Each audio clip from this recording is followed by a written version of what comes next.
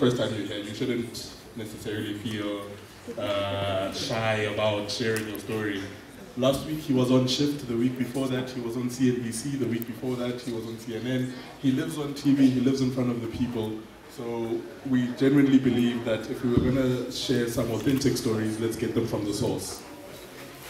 So I'm gonna take you back to the very beginning. Take us back to day one then. What was the big idea when you decided to form this movement? At the time when it wasn't actually about entrepreneurship. Before I got into the entrepreneurship space in terms of running events, we're running the sex and intimacy dialogues. So we're selling sex toys. And we're a hit. You would go to a Nino's and we'd be chilling like this, and there would be a stand on the side, and it was sex toys. And some of you were there way before the Hookup Dinner. I will expose you. So essentially for me it was about connecting people. And when we stumbled upon the idea of coming up with the Hookup Dinner, again, I was at the Branson Center, I was an entrepreneur there, and I was looking for a network of like-minded people. I was looking to connect, and I had these frustrations. I was not making money. My business was really going pear-shaped, and I was like, I need to vent.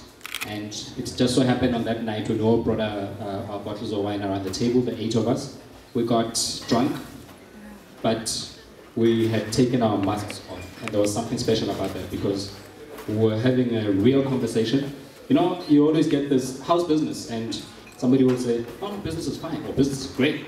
That's the automated answer that we always get. It's very rare that somebody will say, actually, I'm in deep shit and I don't know what I'm doing, and I need help. And for me, that was the thing about this. It was, alcoholics have got a place where they go and you know. But where do these startup entrepreneurs go? And therefore, because I couldn't find it out there as a serial networker, I decided to start something. Yeah. So it sounds like it was a platform to vent. Am I hearing you correctly in saying that?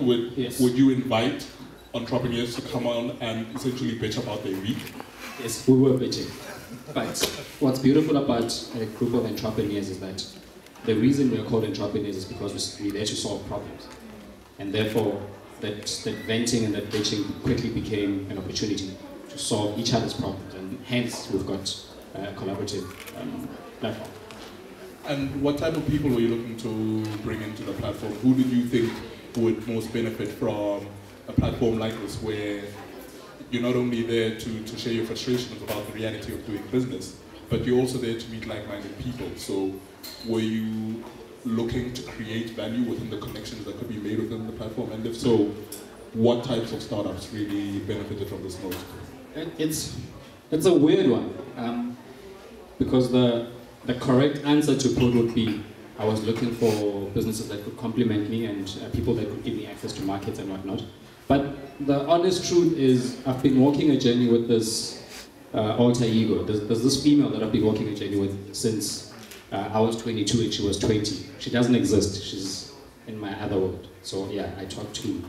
It's that imaginary friend that no one talks to us about. And the reason I frame it like that is to give you a very clear understanding of who this person is that I'm working with. She's a black female, and she's 2 years younger than me, and I've always played a protective role over her constantly. Back then, I used to organize events, parties in the northern suburbs, and the reason I was doing that is because I grew up in Hillbrow. That's where I lived, and when I got out of the hood, my hood was Hillbrow, and moved into the burbs.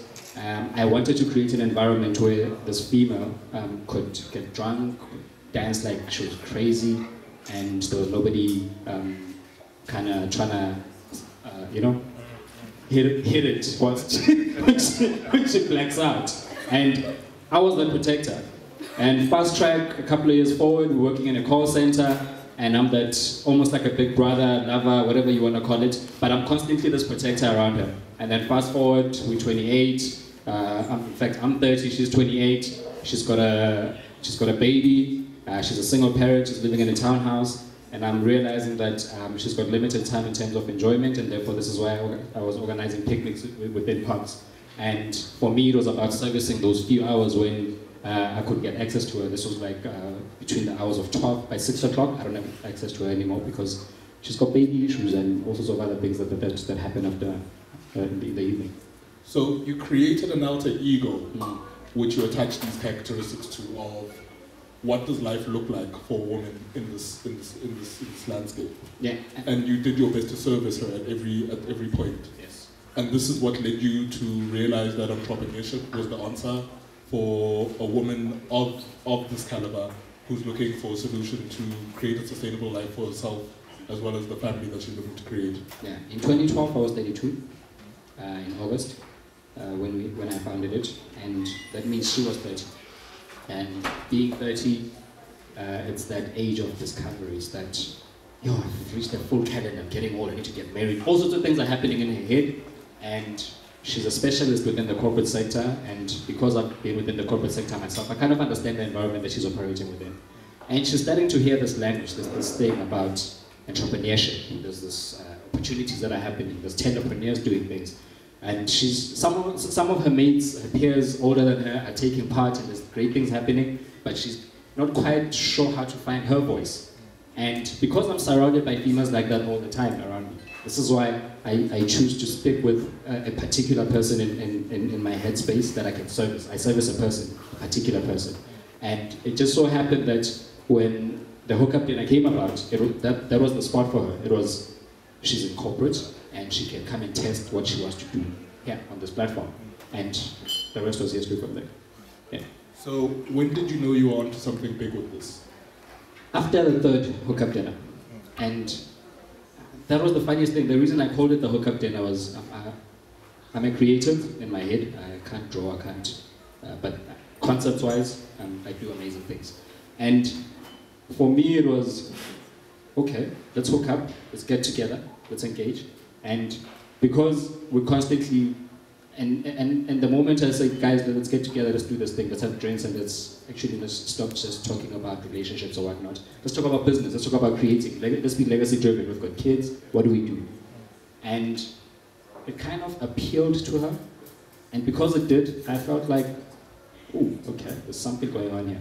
What I liked about her really was, she's black, she's 30, she's got black and white friends, and she can relate to anybody. And therefore, if I service her, I'm going to get a white audience, I'm going to get an Indian audience, I'm going to get all the other people coming. She's almost this person that I must treat well for the other people to come. In fact, I wasn't even gunning for the male audience. I was like, if she's happy, the males are going to come. And guess what? We've got more males than females at the Hookup Dinner. Purely because we service this individual. You say I a lot, but by the sounds of it, you were never alone. Oh, no. And that feeds, I can hear that actually feeds into your ethos of understanding that you needed more than what you could, this platform needed to be more than solely what you could contribute to it. So what I'm getting to here is that a lot of the time with your posts, we hear a lot about Team Havoc. And whenever we see their pictures, it always looks like they won Tender of the Year or something. So who is this team that you call Team Havoc? Who are they? How did you find them? And what do they mean to the Hookup Dinner? As you can tell. The team for me, it has always been about, so I get obsessive when I come up with an idea, and I want to execute it the way I've seen it in my head. But I also realize that I've got a lot of shortcomings. And I've been very fortunate, for instance, for my business journey and friendship to have walked the journey with Pakiso, who's currently in Australia launching the Hookup Dinner. For a guy like that to believe in dreams, because I was selling him a pipe dream, really. But he came along for the ride, and it's been a great journey for the both of us, and we've had a lot of successes and a lot of failures that have kind of come up with us. And for me to realize that this thing, for it to succeed and for it to work, it needed people around it. But not just people, it needed specialists. So this is where the team thing comes in. It's about, if I work with the Bernard, what does Bernard have to offer that I cannot do? And is Bernard smarter than me in that field? And if he is, I definitely want to work with him. What is a Jean doing within his filming space? Is it just about capturing footage, or is there a story to this thing? And the moment I got drawn to the story, it was like, I would like to work with this guy, I want him in my team. And the same thing goes for Sandy, the same thing goes for Offensive. I mean, the funniest thing about working with Offensive, for instance, it was that loyalty thing. From day one, he said, I've got sound, I can sort you out. And it's been about that. The fact that people believed in something that we came up with, it was about, okay, we're in it for the long haul. And the reason we went from just calling ourselves suppliers to a great platform, to a team, was the long-term vision of what we're gunning after. We're like, if we make this thing work, it's payday for all of us. And hence, Team Hubble. I don't know how else to explain it. So, would you say that there was a recipe to creating that chemistry? I don't know about recipe, but what I do know is that business is built at the speed of trust. And therefore, if I could be naked to these people. Please, no, please. And by naked, it's a figure of speech. I was going to use the word authentic, but I feel like it's a loose term. But if you could look at me and feel that you could trust me, and feel that I've got a one-up on label, and therefore we could work together. He's not going to dish me along the way. And I think that has been a guiding principle for everything that we've done. In fact, it's what has guided us in how we formed the movement itself, the Hookup Dinner. It's been about, let's connect, let's engage, let's contribute to each other's success. And as long as we keep those core pillars going, the team effort becomes effortless. So would you say that there's a certain amount of vulnerability in terms of putting yourself out there and saying that I'm going to build this based on trust, not because based on the fact that there's a ready paycheck waiting for me the moment the job is delivered. There's no guarantee going into this. So there's a lot of vulnerability that's approached up front. How do you navigate people's intentions? You never know whether or not somebody's truly loyal for the long run, or whether they're just in it for a momentary amount of shine. Can you identify that up front as you're going into business with someone? You can never know. But for me, it was, I go with my gut, and it's very few times when my gut lets me down. But I trust the decisions that I've made so far, and I see that they've borne fruit. I mean, we've walked a journey. I mean, when I look at Summertime and what we've done with them, we worked a full year without getting paid before we went commercial as the Hookup Dinner. That said something to me, where I sold people dreams, and I said, let's do this thing. One day we're going to get paid. And I couldn't say we're going to get paid tomorrow or the next day. And they believed it. And for that, for me, it was when payday did come, you run with your soldiers, the people that believed in your dream and that believed in you when you had nothing. And this is why, even now, we continually work with that same team. Yeah. So what would you say, oh sorry, let's give him a round of applause. What would you say attracted such great talent to the Hookup Dinner? What was that thing that allowed Summertime to say, I'm willing to put my neck on the line for this movement? Can you identify anything specific about the movement in itself, which was quite attractive to this collaborative economy that you've created within your team? I've always found that people work with people. Like, after all the products we create, the services we do, and all the so-called great things we do, it's about people.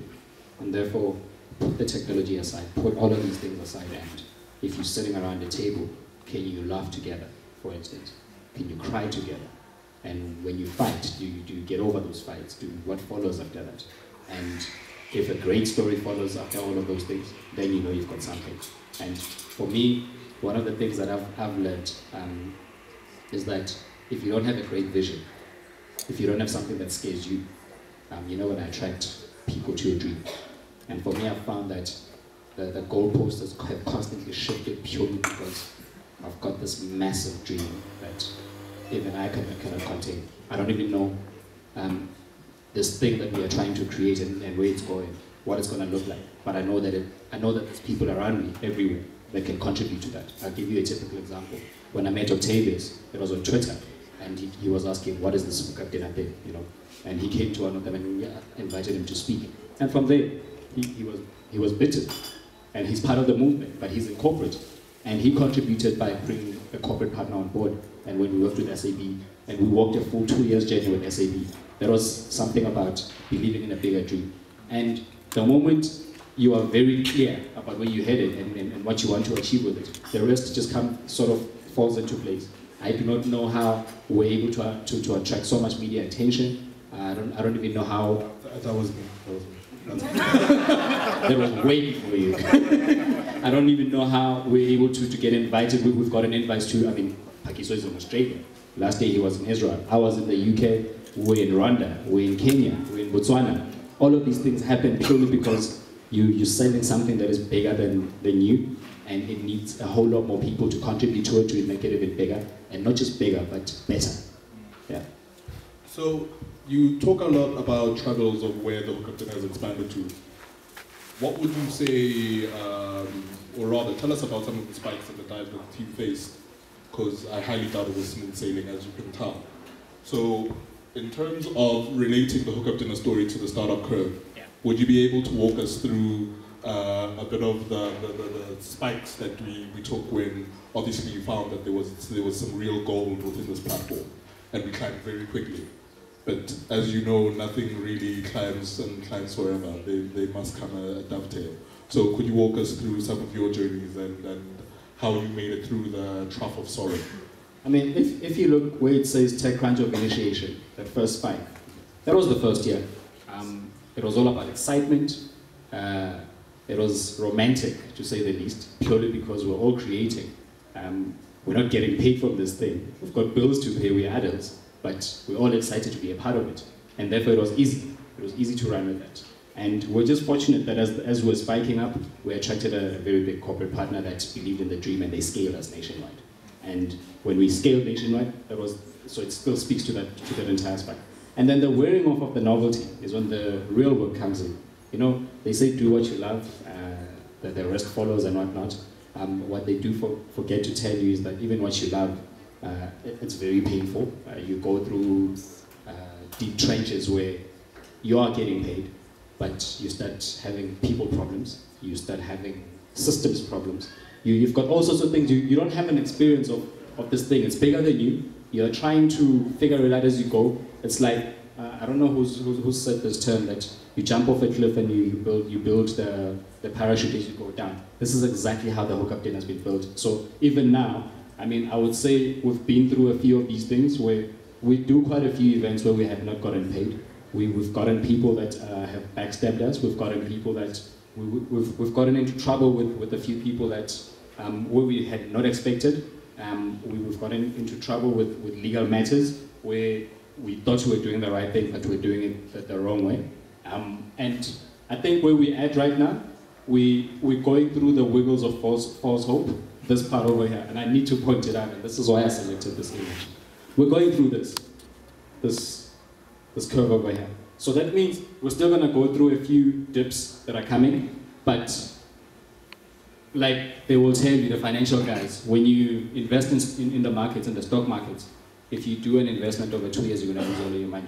And therefore, for me, I know that without a shadow of doubt, we're going to be there, in that upside of the promised land is in sight? Pardon? The promised land is in sight? Definitely, it is in sight, but I cannot say, I'm not a prophet, I can't say it's within a year or 2 years or within the next 6 months. Yeah.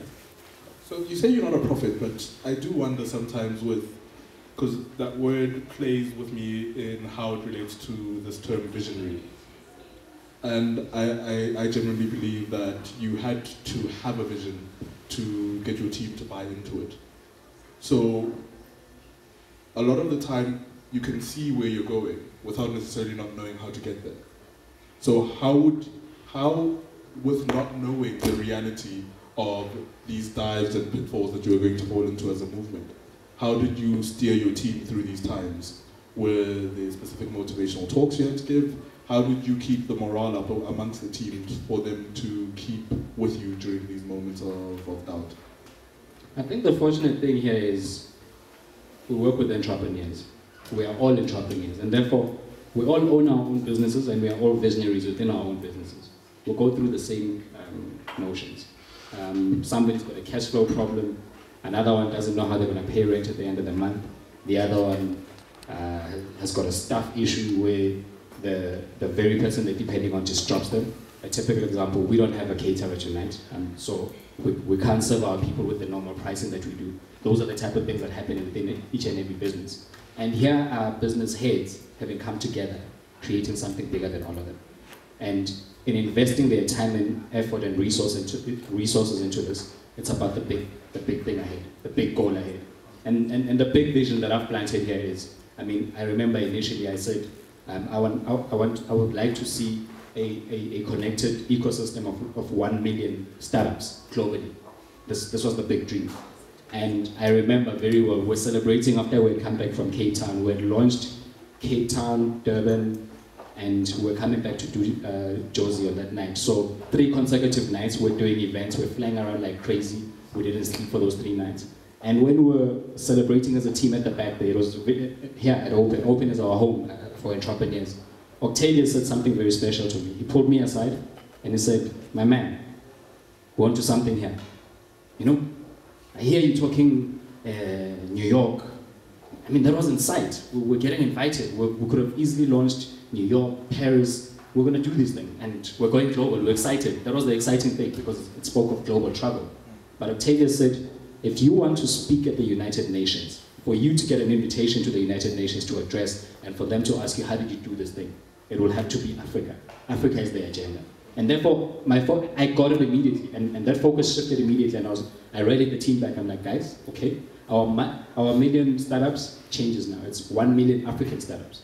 And this is why we've got this huge Africa focus, because this is where the continent is rising, and this is where the dreams, the aspirations are taking place. And we would like to empower those dreams. We would like to be a part of that movement. We would like to see some of these entrepreneurs, like your skinny spoons. I mean, the socks that we wear, we don't just talk about it. We buy the products, we put them on TV, we promote them, we give them money, we do all sorts of things. It's because we believe in this thing so much. We believe in the fact that when a skinny spoon rises, we all rise, because it's going to employ a couple of other African kids out there and create a movement of his own. And that's where it's at for us. It's about that big vision, 1 million African startups. As to whether we're going to achieve it, time will tell.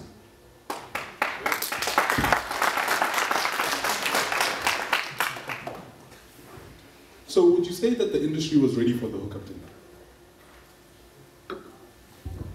I was asked that by Bruce on one of his shows. And I think the fortunate thing here is a lot of people come up with brilliant ideas. Brilliant ideas. The biggest thing is exposure, timing, and all sorts of things.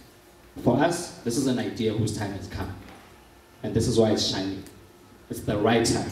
Entrepreneurship is not, for a lot of people, entrepreneurship right now is the in thing. It's the in trend. So trends last for about 5 years. We don't know whether a lot of the people that are talking about entrepreneurship, whether they will be there after this. But for us, it was about, we came up with something that serves a market now because it's needed, and we look into the future. So in the future, for now, we're building these startups and we're building this ecosystem, and we're engaging with the right people out there. And this is why we're engaging with global leaders within the entrepreneurship space. But the big thing forward, we've got bigger dreams. We know that the same market that we're servicing, the same market that is getting help, that is getting developed, and then moving forward, we'll be selling them different products in the future. That's that evolution that will continue to take place. So given that the movement is still in evolution, am I right in assuming that cash flow is a problem just like it is with any startup? Am I right in saying that you have conversation after conversation, pitching, facing rejection consecutively, and the struggle is that you're onto something great, and so do your stakeholders, so do your clients, and so do your corporates. But at the end of the day, they're not paying those invoices, they're not signing those contracts. So in the Hookup Dinner being launched at the right time, do you feel that the corporates responded to the Hookup Dinner the way that you wanted them to? They did. And there's something about pioneering a space. When you are leading, you need to build and prove first, and then the rest that follow, it becomes easier for them to get in and commercialize. For us, because we're at the forefront of this movement, we're at the forefront of the ecosystem in terms of startups getting together and networking, especially within the African space. What we're doing here is not special. It's currently being done all over the world. Think of Startup Grind. That's one global movement that is I think they're in over 40 countries. They've got a massive network, but it's tech startups that are getting together in Western countries. It doesn't flourish in an ecosystem like ours in Africa. You find a few of them all over the country, but they're not flourishing purely because they're not servicing a particular need, or they have no understanding of the African entrepreneur. You find TED, for instance. TEDx in Africa is very slow to pick up. But the Hookup Dinner has got something special that is rising because it's homebred, it's relatable, it's black entrepreneurs and white entrepreneurs getting together. There's a particular spark and magic that is taking place here that cannot take place anywhere else in the world. And we're hoping that as soon as we prove it right and we continually evolve with it and make sure that it's something that is sustainable, it will be easy to export to any part of the world. So this is our little dream that we take from here and we put out there. So in closing, what would you say, what message would you give to a startup like myself? I've been running for about 2 years now, and I now realize that it's time for me to start building a team around me. So as much as I'm a team within the Hookup Dinner, I still have my own needs as my own individual business. What would you advise me to do in terms of attracting the right talent, in terms of building people that I can, having people around me that I can trust? How do I go out there and start finding these people tomorrow? There was a comment that came in the audience. I was so eager to respond, but now it feeds into this question about finding people. The reason this platform exists is so that we can meet new people. And once we meet each other, it's about engaging and finding out what we're doing in each other's spaces. And once we're clear about that, it's about how can I help you to grow, to improve, to prosper. Essentially, we take our time out because we want to get access to markets and access to networks. Those are the barriers that we are facing. We keep talking about funding, mentorship, and all sorts of things. But at a people level, the only way you're going to get into an SAB is if you've got a relationship with an Octavius, who you can build a relationship and he will give you insights as to what's going on in his world. And therefore you get to frame your pitch better. And when you go back in there pitching, you've got insights. So the person, for instance, said, I need to network with people in my industry, or if I'm in marketing, I need to meet other marketing professionals. I don't believe in the principle or the concept, and I don't think there's anything wrong with it, purely because that already exists out in the market. For the reason we exist as a movement and as a startup platform, it's about, I'm a web designer, and then I get to network with an engineer. That engineer could open up an entire pipeline for me in the engineering sector to develop new offerings.